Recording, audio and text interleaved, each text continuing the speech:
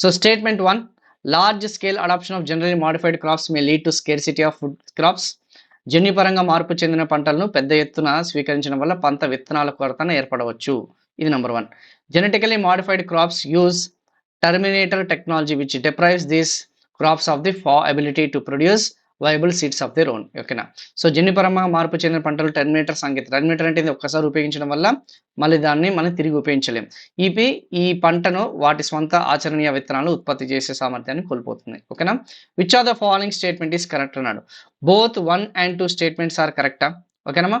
So and correct and statement 2 is the correct explanation of statement అన్నాడు. Both 1 and 2 are correct. Statement is not the correct explanation of statement అన్నాడు.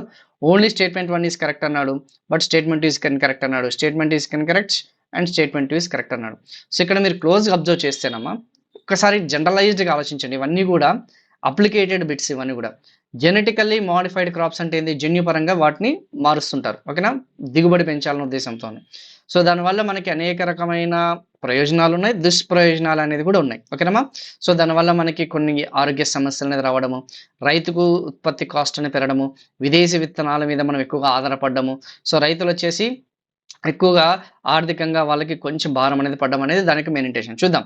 So ఈ large scale adoption of genetical modify may lead to scarcity of crop seeds అని చెప్పేసి అన్నాడు. Yes, ఒకవేళ genetically modified crops అనేది use చేస్తే ఖచ్చితంగా విత్తనాల యొక్క కొరత అనేది ఏర్పడచ్చు. ఎందుకు, ఆ యొక్క రైతు ఇంతకుముందు రైతు ఏం చేసేవాడు, సొంతంగా తన విత్తనాలు అనేది వినియోగించుకునేవాడు. ఇప్పుడు జీరో బడ్జెట్ న్యాచురల్ ఫార్మింగ్ అనేది అదే కదమ్మా, కమ్యూనిటీ బేస్డ్ న్యాచురల్ ఫార్మింగ్ ఏదైతే ఉందో, ఆ యొక్క ప్రకృతి వ్యవసాయం కానీ లేదా ప్రకృతి సేద్యపు వ్యవసాయం ఏదైతే ఉందో, ఓకేనా, అదంతా కూడా దానికి సంబంధించింది కదా. రైతు తనకు కావాల్సిన ఆ యొక్క సొంత విత్తనాలను తనే సమకూర్చుకోవడం జరుగుతుంది. ఆబ్వియస్లీ దీని మీద డిపెండ్ అయ్యామనుకోండి, అది దేనికి దారితీస్తుందా, విత్తనాల యొక్క కొరతకు దారితీస్తుందా లేదా, ఖచ్చితంగా దాని యొక్క దారిని తీస్తుంది. ఇది కరెక్టే.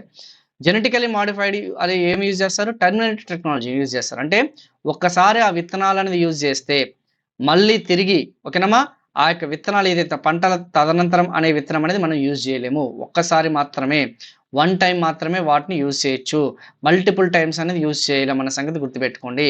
అదే రైతు తన సొంతంగా ఏదైతే తయారు చేసుకున్న విత్తనాలు అనేది ఎన్నిసార్లు అయినా సరే, ఓకేనమ్మా, విత్తనాలు అనేది మనం యూజ్ చేసుకోవచ్చు అన్న సంగతి గుర్తుపెట్టుకోండి. Very very very important. ఇప్పుడు సపోజ్ జెనెటికలీ మోడిఫైడ్ పుచ్చకాయలు ఉన్నాయి అనుకుందాం. ఆ పుచ్చకాయల విత్తనాలు ఉంటాయి కదమ్మా, ఆ విత్తనాలను తిరిగి నువ్వు పంట పండిస్తే మనకి ఆ యొక్క ఏదైతే ఉందో ఆ పుచ్చకాయ అనేది మళ్ళీ తిరిగి పండించలేమన్న సంగతి గుర్తుపెట్టుకోండి.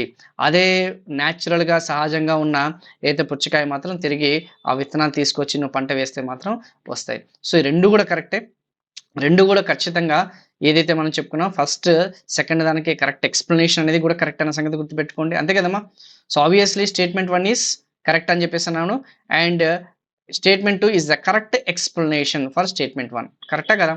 స్టేట్మెంట్ 2 అనేది కరెక్ట్ ఎక్స్ప్లెనేషన్ కరెక్టా కదా. స్టేట్మెంట్ అనేది correct explanation of the correct 1. ఎందుకంటే టర్మినేటెడ్ టెక్నాలజీ అనేది యూజ్ చేయడం వల్ల మనకి ఖచ్చితంగా దిగుమతుల మీదనే ఆధారపడాల్సి వస్తుంది. ఖచ్చితంగా విదేశీ యొక్క ఎంఎన్సీ కార్పొరేట్ కంపెనీస్ మీదనే మనం ఆధారపడాల్సింది. కాబట్టి ఆబ్వియస్లీ దీనివల్ల దీని యొక్క ప్రభావం అనేది దీని మీద చూపిస్తుంది. And correct explanation, I think it's a very basic level question అమ్మా, ఈజీగా అర్థమవుతుంది. నాట్ ద కరెక్ట్ ఎక్స్ప్లెనేషన్ అది కరెక్ట్ కాదు, కరెక్ట్ ఎక్స్ప్లెనేషన్